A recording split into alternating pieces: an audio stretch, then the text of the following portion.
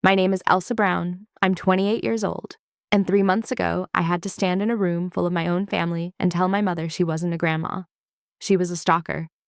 I remember waking up that Tuesday morning, thinking it was going to be the best day of my life. I was 8 weeks pregnant. I had just seen the tiny flicker of a heartbeat on the monitor the day before. It was my little secret, a tiny life growing inside me that only my husband and my mother knew about. I had sat my mother, Susie, down in her kitchen and begged her to keep it quiet. I told her I wanted to tell my best friend, Sarah, in person. Susie had hugged me so tight I could barely breathe. She swore on her life that her lips were sealed. But at 7 a.m., my phone didn't just ring, it exploded.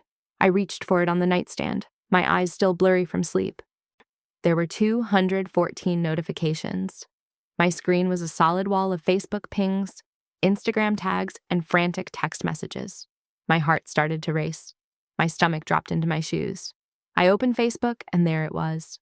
At the top of my feed was my own private ultrasound photo, the one I had hidden in my purse. My mother had posted it at 2 a.m. with the caption, "My baby is having a baby." I felt a wave of heat rush to my face, but it got worse. I scrolled down to the comments. A neighbor had congratulated her, and Susie replied, "Thanks, girl. I'll be the real mom. Elsa doesn't know what she's doing. Finally, a grandchild worth raising." My best friend of 15 years, the girl I had planned to tell that very afternoon, found out through a mass notification. She didn't even text me. She just left a sad face emoji on the post. Yet I sat on the edge of my bed and cried for 3 hours straight. My hands were shaking so hard I couldn't even type a message to tell her to take it down. In that moment, I realized my daughter wasn't a person to my mother. She was a prop. She was property. Susie thought she had won. She thought she had successfully claimed my child before she was even born. She had no idea that she had just started a war. And in this war, I was the one holding all the receipts. I wasn't always the woman who could stand up to my mother. At 14, I was just a girl who wanted to hear the words, "I'm proud of you." I didn't realize back then that my mother didn't see me as a daughter. She saw me as a second chance to live her own life. It started with the track meet. I remember the smell of the grass and the heat of the sun on my neck. I'd worked so hard for that day. I spent months running until my lungs burned and my legs felt like lead. I wanted to win that gold medal more than anything. Not for the school, but for me. When I crossed the finish line in first place, I was gasping for air. My heart was thumping against my ribs like a trapped bird. I looked toward the bleachers, searching for my mom. I expected to see her cheering. Instead, I saw her already talking to a group of parents. She was holding a water bottle and pointing at me like I was a prize horse she had just bought. By the time I walked over to her, she had already taken the medal from my hand. "Did you see that?" she asked the other moms. Her voice was loud and sharp. "I had her on a strict protein diet for weeks. I made sure she practiced her sprints every morning at 5 a.m. I basically ran that race with her." I stood there, still trying to catch my breath. My throat felt dry. I hadn't gone on a diet. I hadn't practiced at 5 a.m. I had done it all on my own while she slept in. But as I watched her beam with pride, I stayed quiet. I thought that if she took the credit, maybe she would love me more. That was the first time I felt it, that strange, cold shiver in my chest. The realization that my joy was just fuel for her ego. As I got older, the pattern only got worse. It wasn't just sports, it was everything. If I got an A on a paper, it was because she helped me research. If I picked out a pretty dress for a school dance, she told everyone she had spent hours finding it for me. The biggest blow came during my college graduation. I had worked 2 jobs to pay for my books. I had stayed up until 3 a.m., well, more times than I could count. When I finally got my cap and gown, I felt like I had finally achieved something that belonged only to me. I left the gown on my bed while I went to take a shower. When I came back into the room, my mother was standing in front of the full-length mirror. She had my gown on. She had the cap perched on her head. She was posing and taking selfies with her phone. "Mom, what are you doing?" I asked. My voice was small. She didn't even look embarrassed. She just adjusted the tassel. "Oh, hush, Elsa. I'm just seeing how it looks. Besides, I'm the one who gave you the brains to get this degree. It's basically my graduation, too." An hour later, before I even got to the ceremony, she had posted the photos on Instagram. The caption said, "We did it! Another milestone for us!" I looked at the screen of my phone. I saw her face smiling under my graduation cap. I felt a lump in my throat that I couldn't swallow. I realized then that in my mother's world there was no Elsa. There was only Susie and the girl who lived in her shadow. The years that followed were like living in a hall of mirrors. Everywhere I turned, I saw my mother's face reflecting back my own achievements. I tried to set boundaries. I tried to tell her how much it hurt. But Susie had a way of making my pain look like ungratefulness. She would cry and say she was just a proud mama, and suddenly I was the villain for wanting a shred of privacy. When I turned 21, I wanted a small, quiet dinner with my 3 closest friends. I had saved up $200 from my waitressing job to take them to a nice Italian place downtown. I told my mom about it a week before. I specifically said, "Mom, please don't plan anything. I just want a girls' night." The night of my birthday, I walked into the restaurant and the hostess smiled. "Oh, the Brown party? Your mother said you'd be arriving now. Follow me." My heart sank. I walked into the private back room to find 40 people. Half of them were my mother's friends from her bridge club. There was a giant banner that said, "Susie's little girl is 21. My mother came running over, wearing a tiara. Yes, a tiara on my birthday. She handed me a drink and whispered, "I invited everyone. It's a celebration of 21 years of my hard work as a mother. Try to look happy for the photos." I didn't get to talk to my friends once that night. I spent 4 hours watching my mother tell stories about my childhood to people I didn't know. When the bill came, she pushed it toward me. "Since you saved up that $200, you can cover the tip for everyone. It's the least you can do for such a great party." At 24, I got a job at a marketing firm. After 2 years of grinding, I was up for a junior director position. It was down to me and one other guy. My boss invited me to a corporate mixer at a local hotel to see how I handled myself with clients. Somehow, Susie found out where it was. I was in the middle of talking to a major client, a man who could decide my entire career, when I felt a hand on my shoulder. "There's my superstar," Susie chirped. She was dressed in a bright red dress that stood out like a sore thumb in a room full of navy suits. Before I could speak, she turned to my client. "I'm her mother. I'm the one who taught her how to talk to people. She used to be so shy she'd cry if a stranger looked at her. Why, I really had to break her out of her shell." She then spent 10 minutes telling my boss about how she used to manage my schedule in high school. She made me sound like a helpless child who couldn't tie her shoes without her permission. I didn't get the promotion. My boss told me later that they were looking for someone with more independent leadership qualities. I went home and screamed into my pillow while Susie texted me, "You're welcome for the networking help today." Then came the pregnancy.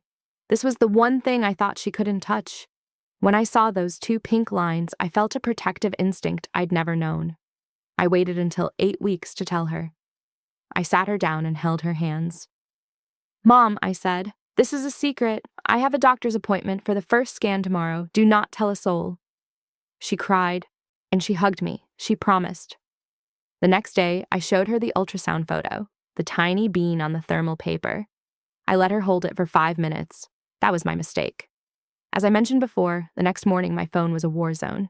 214 notifications. She had waited until I was asleep, took a photo of the photo, and blasted it to the world.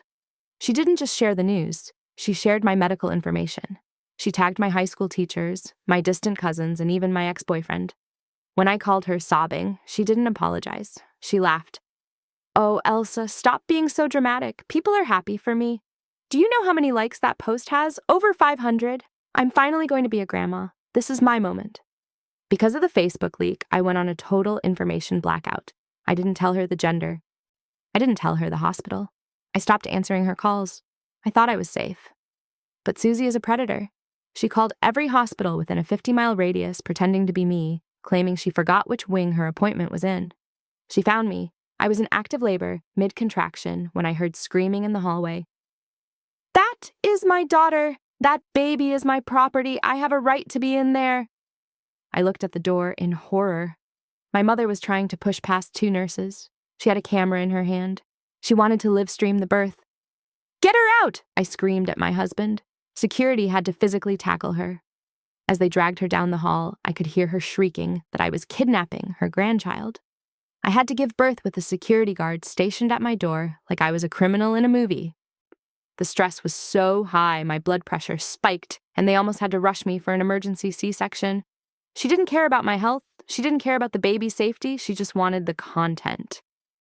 A week after I brought my daughter Maya home, a delivery truck pulled up. 3 men started carrying boxes onto my porch. There were 12 giant boxes in total. I opened them to find a sea of pink, tulle dresses, sequined headbands, tiny high heels for infants. It was $5,400 worth of designer baby clothes. My husband and I had told everyone we were team green. We wanted gender-neutral clothes. We wanted to keep things simple. Susie knew this. This wasn't a gift. It was a statement. She was saying, I don't care what you want, but I will dress this child how I want. Inside one of the boxes was a note. Since you're clearly struggling to be a real mom, I bought these so my grandbaby doesn't look like a beggar. I'll expect photos of her wearing these daily. Don't be ungrateful. I didn't take a single photo. I loaded every box back into my car and drove straight to the local women's shelter. I watched the volunteers' eyes light up as they saw the designer labels. I felt a weight lift off my chest. I took the donation receipt, scanned it, and emailed it to my mother with one sentence. Thank you for the donation in Maya's name. The tax write-off will be sent to your address. She called me 30 times that hour. I didn't answer once. I thought that was the end of her madness, but Susie was just getting started. She was moving her show to a bigger platform. I was sitting in the nursery at 2 a.m., rocking Maya to sleep. The house was quiet, save for the soft hum of the white noise machine. I was scrolling through my phone, just trying to stay awake, when a suggested video popped up on my feed. The thumbnail made my blood turn to ice. It was a photo of my mother. She was sitting in her kitchen, wearing a headset with a bright ring light reflecting in her glasses. The title of the channel was Grandma Knows Best. My heart started to thud against my ribs. I clicked on the latest video.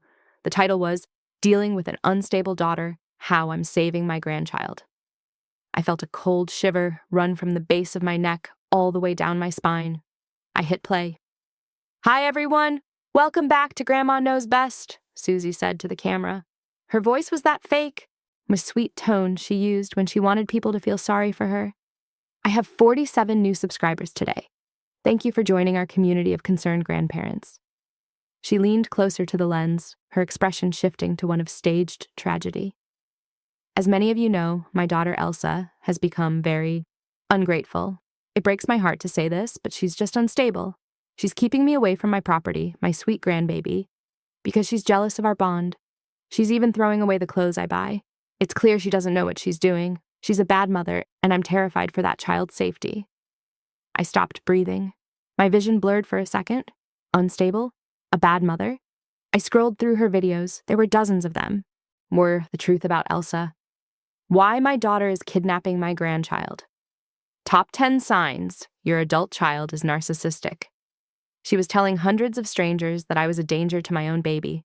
She was using my name, my face, and my life to build a following of fans who were all commenting things like, call CPS, and she sounds like a monster, Susie. You're a saint for putting up with her. Something inside me finally snapped. It wasn't like a glass breaking. It was like a heavy iron gate slamming shut. I didn't cry. I didn't scream. My hands stopped shaking. My face went cold, and my mind went perfectly, terrifyingly clear. For 28 years, I had been a character in her play. I had been the parasite, the gifted student, and now the unstable villain. I looked down at Maya, sleeping peacefully in my arms. I realized that if I didn't stop this now, Susie would do the exact same thing to her. She would turn Maya into a prop too. That night, I didn't go back to sleep. I didn't call her to argue. I didn't text her to delete the videos. Instead, I walked to my office, opened my laptop, and started a new folder. I named it The Truth. The Grandma Knows Best show was about to have its series finale, and I was going to make sure the whole town was watching. I spent the next 3 weeks in a state of quiet, focused energy. I was no longer the victim. I was the architect. I worked during Maya's naps, late at night and early in the morning. Every time I heard my mother's voice on those YouTube videos calling me dangerous, I didn't get sad. I just added another file to my folder. I started with the YouTube channel. I knew that if I confronted her, she would delete everything and claim I was imagining it. So I used a screen recording app. I recorded every single video where she mentioned my name. I recorded her reading my private texts aloud to her followers. I even recorded the comments where she told a stranger in Ohio that I probably had a secret drinking problem to explain why I wouldn't let her in the house. I didn't stop there. I went back to the Facebook post from the morning of my ultrasound. I took screenshots of every single comment she made about being the real mom. I captured the timestamps. I wanted to show the world that she had betrayed my trust less than 12 hours after promising she wouldn't. Then came the financial records. I pulled up the email with the $5,400 receipt for the baby clothes. I also pulled up the donation receipt from the women's shelter. I put them side by side in a digital document. It was a visual representation of her trying to buy control and me giving it back to the community. By the end of the first week, I had a 40-page PDF document. It was a timeline of a mother trying to dismantle her daughter's life for likes and views. I knew I couldn't do this alone. I needed to know if I was crazy. I called my Aunt Martha. Martha is my mother's older sister, and they have always had a tense relationship. Martha is a retired school teacher. No nonsense, sharp, and honest to a fault. Martha, I said, my voice steady, I need you to look at something, and I need you to be 100% honest with me. Am I being a bad daughter? I emailed her the folder. We stayed on the phone in silence for 20 minutes while she read. I could hear her sharp intakes of breath through the receiver. I heard her mutter, "Oh, Susie, you didn't," under her breath. When she finally spoke, her voice was thick with anger. "Elsa, this isn't just annoying behavior. This is a smear campaign. She is trying to ruin your reputation so she can claim your child. It's calculated, it's cruel, and it's illegal in some states." Hearing her say those words, smear campaign, hit me like a bucket of ice water. It validated everything I felt. "She's planning a welcome home party for the baby next Sunday," I told her. "She's invited the whole family. She thinks she's the hostess. She thinks she's the star." "What are you going to do?" Martha asked. "I'm going to give her exactly what she wants," I replied. "I'm going to give her a show." The welcome home party was being held at my Aunt Martha's house because my apartment was too small and depressing, according to a text my mother sent the family group chat. I was glad.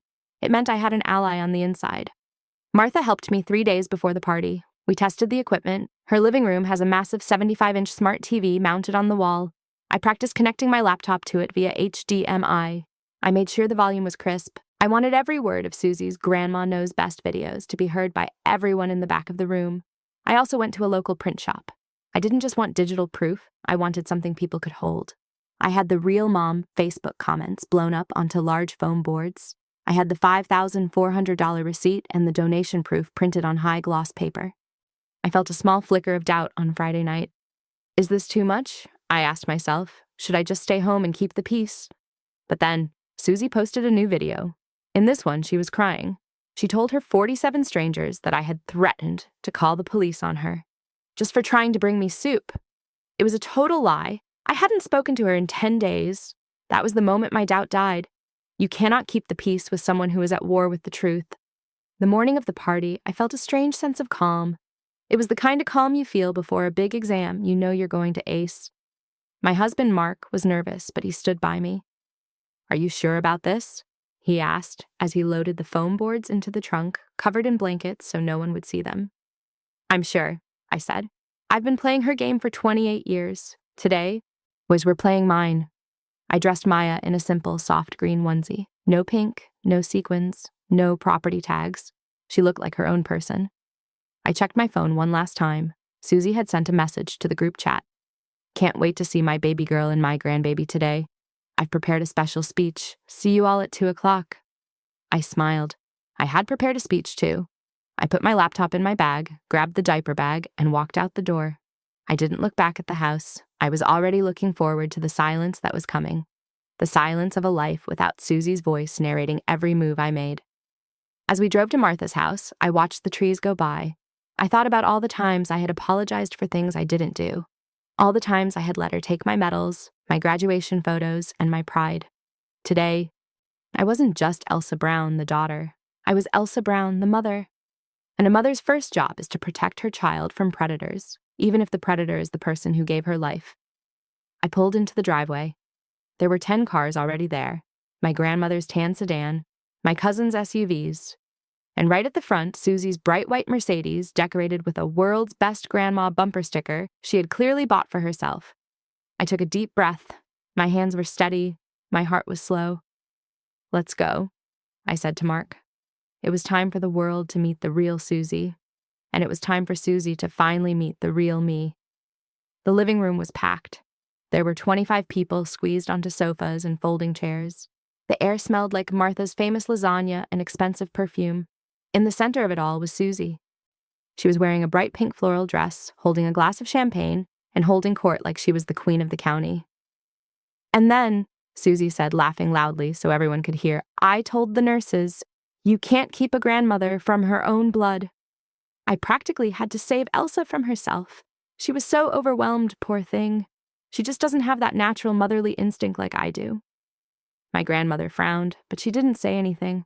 My aunts exchanged looks.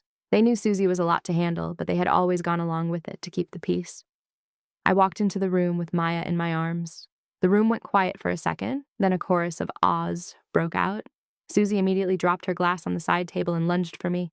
There she is! Give me my baby! She squealed, reaching her arms out to snatch Maya from my chest. I stepped back. Not a fast move, just a deliberate cold step out of her reach. Not right now, Susie, I said. My voice was level. It wasn't a scream. It was a statement. Susie's face flickered for a second. The perfect mom mask slipped, showing a flash of pure rage before she quickly plastered on a pout. Elsa, don't be like that. Don't be unstable in front of the family. You know how you get. The word unstable hit the room like a physical weight. My Aunt Martha stood up from the corner and walked over to the TV. Actually, Martha said, Elsa has something she wants to show everyone before we eat. Oh, a slideshow of the baby? My grandmother asked, smiling. How lovely. Something like that, I said. I handed Maya to my husband, Mark. Near and I walked over to the large 75-inch TV and plugged in my laptop. Susie was still standing in the middle of the rug, looking confused. She thought this was going to be a tribute to her. She even started smoothing her hair, getting ready to take a bow. The screen flickered to life. It wasn't a photo of a smiling baby. It was the Grandma Knows Best YouTube banner. The room went silent. I hit play on the first video. Susie's voice filled the room, but it wasn't the sweet voice she was using 5 minutes ago. It was the sharp, mocking voice of a woman talking to 47 strangers. Elsa Brown doesn't know what she's doing. Finally, a grandchild worth raising. I'll be the real mom, because Elsa is mentally unfit. I felt the air leave the room. My grandmother's jaw literally dropped. My cousins leaned forward, their eyes wide. What is this? Susie shrieked. She tried to run toward the TV, but Mark stepped in her way. Turn it off! That's private! Elsa, you're violating my privacy. Privacy? I asked, turning to face her. You posted this on the internet, Susie. To the whole world. You told people I was dangerous. You told people you were saving my daughter from me. I clicked the remote. The screen changed to the Facebook comments. The giant text showed her telling her bridge club that I was a parasite and that she was the real mom. I was just joking. Susie turned to the room, her hands shaking. Her face had gone a ghostly shade of gray. You all know how I am. I'm just a proud grandma. Elsa is twisting this. I didn't say a word. I reached into my bag and pulled out the foam boards. I propped them up on the coffee table. Where the $5,400 receipt for the pink clothes, the donation receipt to the shelter. You didn't buy those clothes for Maya, I told her. You bought them to force a vision on us that we specifically asked you not to. You tried to buy your way into my nursery after you were kicked out of the hospital for screaming that my child was your property. She is my property, Susie screamed. The room gasped. She realized what she had said a second too late. She clapped her hand over her mouth, but the damage was done. The mask wasn't just slipped, it was shattered on the floor. My grandmother stood up.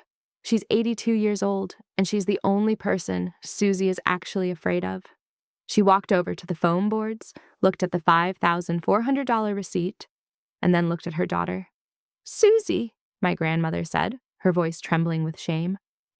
You are a disgrace. You are a 50-year-old woman bullying your own daughter for likes on a computer screen. Mom, you don't understand. I understand that you aren't a grandma, I interrupted. I stepped closer to her. I wanted her to see the look in my eyes. I wanted her to see that the girl who let her take the track medal was gone. A grandma protects her family. A grandma respects boundaries. You don't do either of those things. You're a stalker, Susie. You stalked my medical records. You stalked my hospital room. And you're stalking my life for content. You can't talk to me like that, Susie hissed, her eyes darting around the room looking for an ally. She found none. Not even her bridge club friends would look her in the eye. I can, I said, and I am. This party's over for you. Martha? Aunt Martha didn't even hesitate. She walked to the front door and held it open. Leave, Susie, now, before I call the police and show them those videos where you admit to following Elsa to the hospital. Susie looked at the TV, then at the foam boards, then at the silent, disgusted faces of her entire family. She didn't apologize. She didn't cry. She just grabbed her designer purse, hissed, "You'll regret this," at me, and marched out the door. The sound of her Mercedes peeling out of the driveway was the most beautiful thing I had ever heard. The room stayed silent for a long time. Then my grandmother walked over to me and took my hand. "I'm so sorry, Elsa," she whispered. "We should have stopped her years ago." "It's okay, Grandma," I said, looking over at Maya. "It's stopped now." The first night after the party was the quietest night of my life. For years, my brain had been constantly scanning for Susie's next move. I was always waiting for the phone to buzz, the front door to swing open, or a new Facebook notification to ruin my day. But as I sat in my darkened living room with Maya, the silence felt different. It didn't feel like the silence of waiting for a bomb to go off. It felt like peace. The fallout was swift. Susie didn't go away quietly, of course. That night, my phone lit up with 42 missed calls and a string of texts that shifted between, "I'm so sorry, please forgive me," and "You are a heartless monster who destroyed her own mother." I didn't read them. I didn't delete them either. I simply archived them for my lawyer, and then I did something I should have done a decade ago. I blocked her. I blocked her on my phone, my email, and every social media platform I owned. I even blocked the Grandma Knows Best channel. The next morning, the town gossip mill was in full swing. In a small town, a scene like the one at Martha's house travels faster than a wildfire. By noon, 3 of my mother's bridge club friends had messaged me. They weren't checking on her. They were apologizing for believing her lies. They had seen the videos. They had seen the receipts. Susie's status as the perfect, long-suffering mother was dead.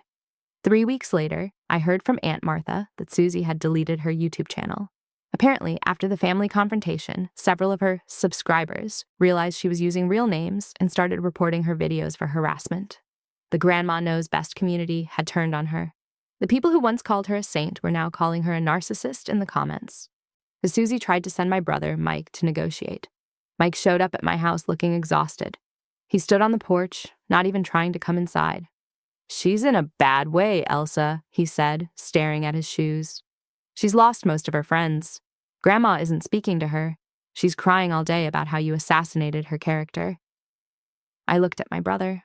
I loved him, but he had spent his whole life making excuses for her just to avoid the drama. "I didn't assassinate her character, Mike," I said calmly. "I just showed everyone who she actually is. She's the one who recorded those videos. She's the one who wrote those comments.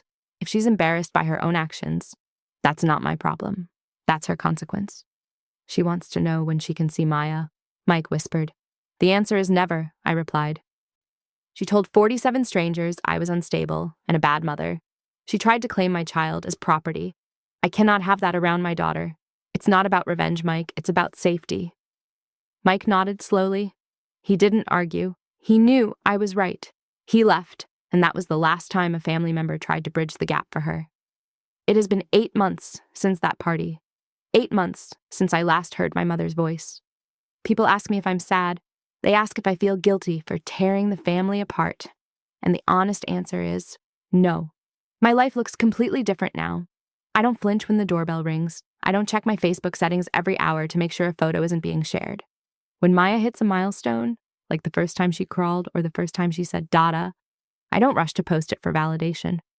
I just sit on the floor and enjoy the moment. I'm finally learning who Elsa Brown is when she's not being a second chance for Susie. I've started running again, not for a medal to show off, but because I love the way the wind feels in my hair. I've made new friends who don't know Susie, people who see me as an independent woman and a capable mother. I look at Maya every day and I make her a promise. I promise her that I will never live through her. I promise her that her achievements will be hers alone. If she wins a race, I'll be the one cheering in the stands, not the one taking the medal. If she graduates, I'll be the one in the audience, not the one in the gown. People always think revenge has to be this big, cinematic moment of destruction. They think it's about making the other person suffer as much as you did. But sitting in my quiet kitchen today, watching the sunlight hit the floor while Maya naps, I realized that true revenge is much simpler. My revenge was the silence. My revenge was the boundary.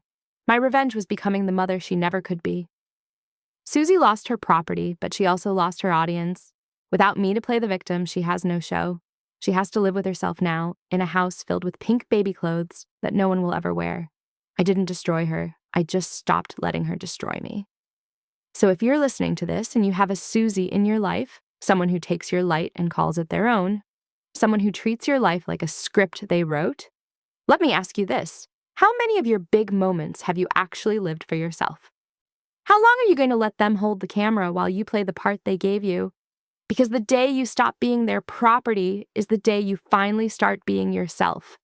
And trust me, the view from outside their shadow is beautiful.